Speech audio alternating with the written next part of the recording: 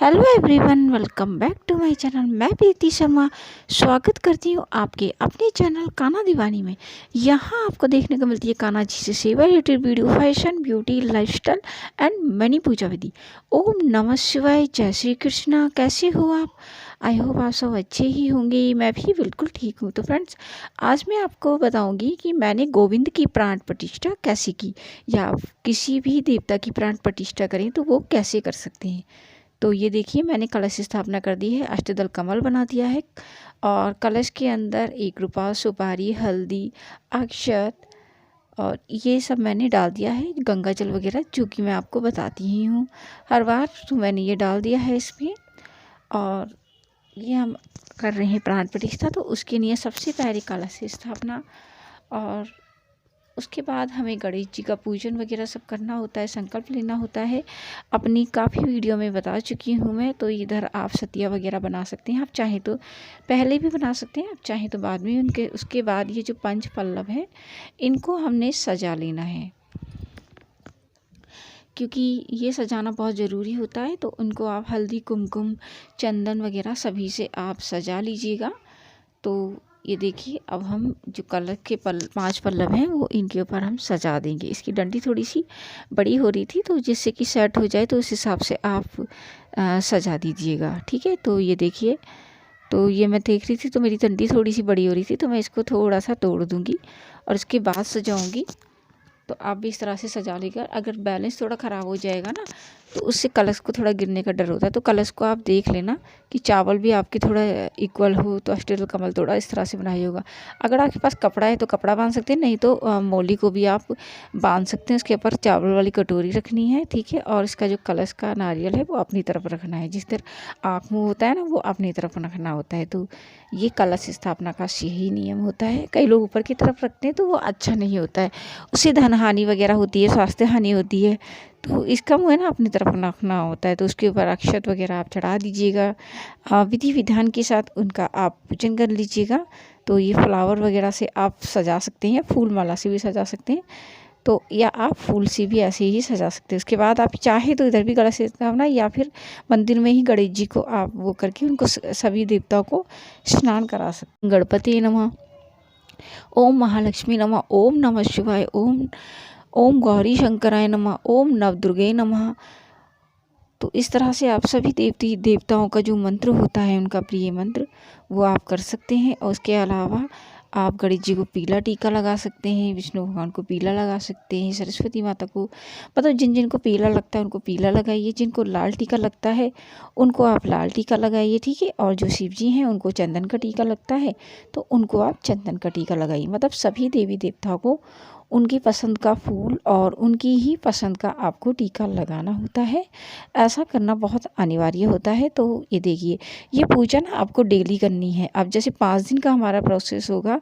पहले दिन हम उनको गेहूं में रखेंगे, ठीक है, फिर फ्रूट्स में रखा जाएगा, फिर सब्जियों में रखा जाएगा, फिर फूलों में रखा जाएगा, फिर हम पंचामृत से स्नान करेंगे। तो जब भी आप करोगे तो ये आपको पूजन डेली ही करना है। तो आप ये ध्यान से देख लीजिएगा, क्योंकि मैं हर रोज़ आपको पूजन करके इसमें ऐड करूँगी तो वीडियो फिर हो जाता है आपका 1-2 घंटे का। तो ये तो बहुत ज़्यादा हो जाता है, इसलिए पूजन आपको इसी तरह से करना है।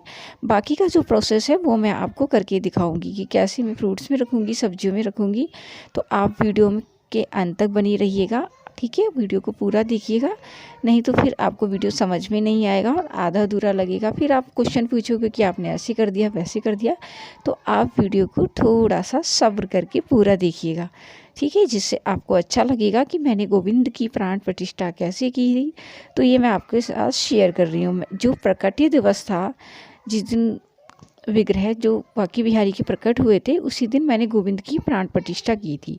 तो इस तरह से आप सभी देवी देवताओं का मंदिर में विधि विधान के साथ पूजन कर लीजिएगा। फिर आप गीता का भी पूजन करिएगा, क्योंकि गीता भगवान को अति प्रिय है। तो ये देखिए, इनका भी आप विधि विधान के साथ पूजन करिएगा। अक्षत वगैरह चढ़ाइए, तिलक वगैरह चढ़ाइए। तो इस विधि से आपको ये डेली ही पूजन करना है, ठीक है।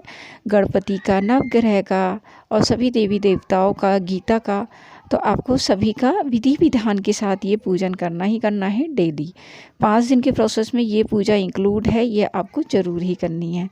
तो फ्रेंड्स, अगर आप हमारे चैनल पे नए हैं तो हमारे कान्हा दीवानी चैनल को मेक श्योर सब्सक्राइब करिएगा, साथ में नोटिफिकेशन बेल को भी ऑन कर दीजिएगा, साथ ही वीडियो को लाइक भी कर देना। जिसने लाइक और सब्सक्राइब किया हो उसे थैंक यू।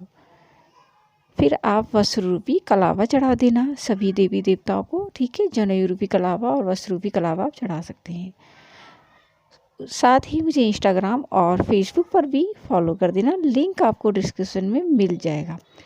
तो फ्रेंड्स, आप वीडियो के अंत तक ही बने रहिएगा। तो ये देखिए, इस तरह से मैंने सभी देवी देवताओं को वस्त्र रूपी कलावा और जनेऊ रूपी कलावा भी चढ़ा दिया है, ठीक है। ये पूजा आपको डेली करनी है। अब आपको लेना है संकल्प कि भगवान जी, मैं 5 दिन का आपका संकल्प ले रही हूँ। विधि विधान से आपकी पूजा करूँगी, कलश स्थापना करूँगी, गणेश जी की पूजा करूँगी। तो अगर कोई गलती हो जाए तो क्षमा कर देना। इस तरह से मेरा जो 5 दिन का प्रोसेस है वो पूरा हो, और इस तरह से हम ये संकल्प को वहीं पे रख देंगे।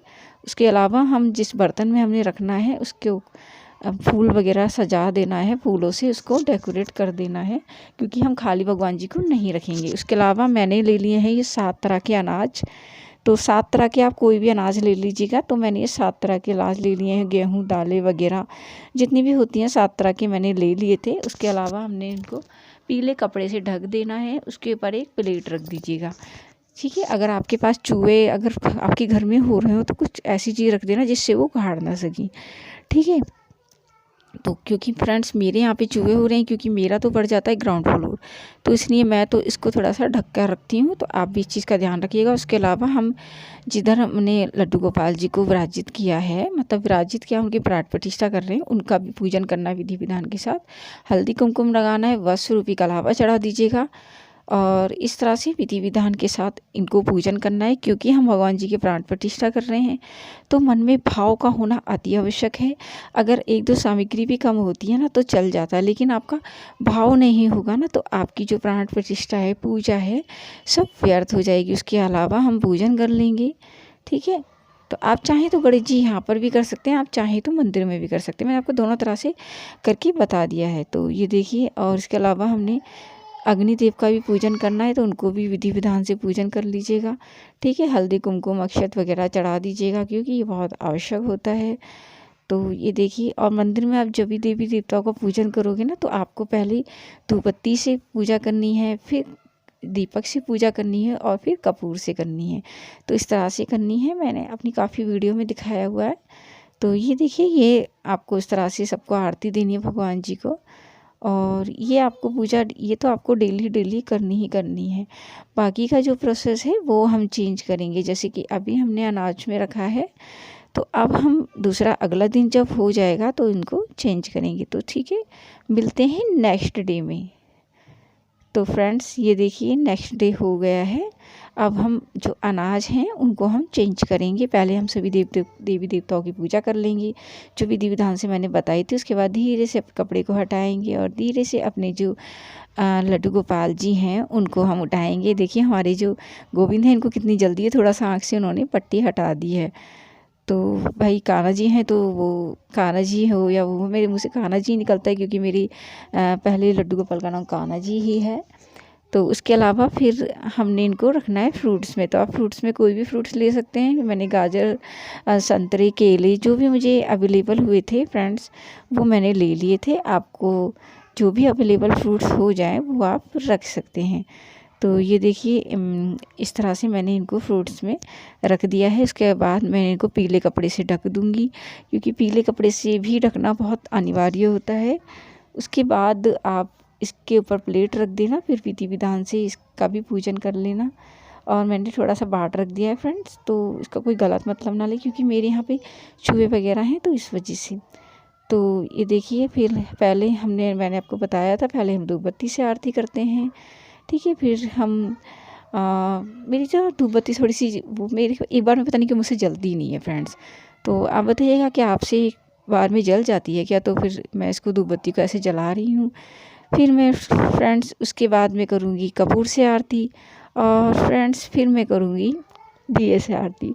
तो यही प्रोसेस होता है और इसी विधि के साथ आपको डेली पूजा करनी है। फिर भी मैंने आपको दिखाने के लिए इसको ऐड कर लिया था, क्योंकि अगर मैं डेली का ऐड करती तो फिर वीडियो हो जाता बहुत बड़ा। फिर आप स्क्रिप्ट करके देखते, फिर आप क्वेश्चन पूछते हैं कि ये कैसे हुआ, वो कैसे हुआ। तो आप है ना वीडियो पूरा देखिएगा। वीडियो के देखने के बाद अपने आप सुझाव ज़रूर दीजिएगा मुझे, ठीक है। तो इस तरह से ये मेरी जो धूप बत्ती जल गई है। पहले हम धूप बत्ती से सभी देवताओं का पूजा कर लेंगे। नहला मैंने लिया है, फूल वगैरह चढ़ा दिए हैं, जिस भी देवी देवता के होते हैं, जो भी होता है हमने सब इनको कर दिया है। फिर हम धूप बत्ती से आरती कर रहे हैं। वस्त्र रूपी कलावा, जनेऊ रूपी कलावा भी आप चढ़ा देना, ठीक है। फिर आचमनी कर लेना, क्योंकि धूप बत्ती हो गया, कलावा हो गया या जनेऊ हो गया, उसके बाद बहुत ज़रूरी होता है आचमनी करना। फिर हम कपूर से आरती करेंगे। तो ये देखिए, कपूर को थोड़ा सा चावल के ऊपर रख लेना, नहीं तो आपका जो दिया या कुछ भी होता है ना, बहुत ज़्यादा काला हो जाता है। अगर आप ऐसे करके जलाओगे ना तो फिर वो काला नहीं होगा। तो इस तरह से ये मैंने कपूर को कर लिया है। फिर मैं कपूर से आरती कर लूँगी। और ये देखिए, बस जल ही गया है मेरा कपूर। तो इस तरह से मैं ऐसी कपूर से आरती कर लूँगी। उसके बाद ये कपूर से आरती करने के बाद है ना, इसको थोड़ा जल से भी ठंडा किया जाता है, मतलब क्या बोलते हैं उसको, आचमनी करना होता है, वो बहुत ज़रूरी होता है। तो वो भी आप कर लेना, ठीक है। उसके बाद उसको साइड में मैं रख दूँगी। तो इस तरह से फिर इस तरह से हमें ये करना होता है। उसके अलावा भगवान जी को अच्छी तरह से हमें ये धूप अच्छी तरह से दी जाती है, क्योंकि कपूर से सारी जो नेगेटिविटी है वो दूर हो जाती है और वातावरण एकदम शुद्ध हो जाता है कपूर जलाने से। तो ये देखिए, हम गीता का भी पूजन कर लेंगे, क्योंकि गीता बहुत ज़रूरी होती है पढ़नी। तो ये देखिए, मेरे पास हिंदी इंग्लिश, एक हिंदी में है और एक इंग्लिश में है, दोनों में है। तो गीता तो आपके पास ज़रूर होना चाहिए, बहुत ज्ञान इससे मिलता है। तो क्योंकि ये ऐसा ज्ञान है जो भगवान जी ने स्वयं अपने मुख से अर्जुन को सुनाया था।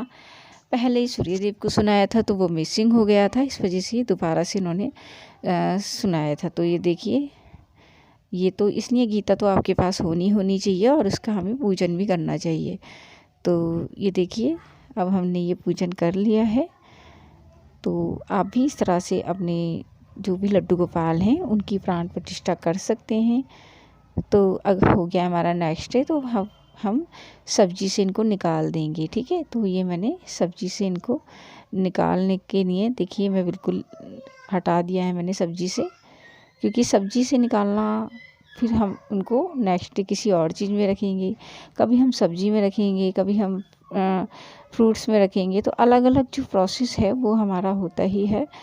तो ये देखिए, तो सब्जी आप कोई भी ले सकते हो। तो ये देखिए, मेरे को जो जो सब्जियां मिल गई थी वो मैंने ले ली थी।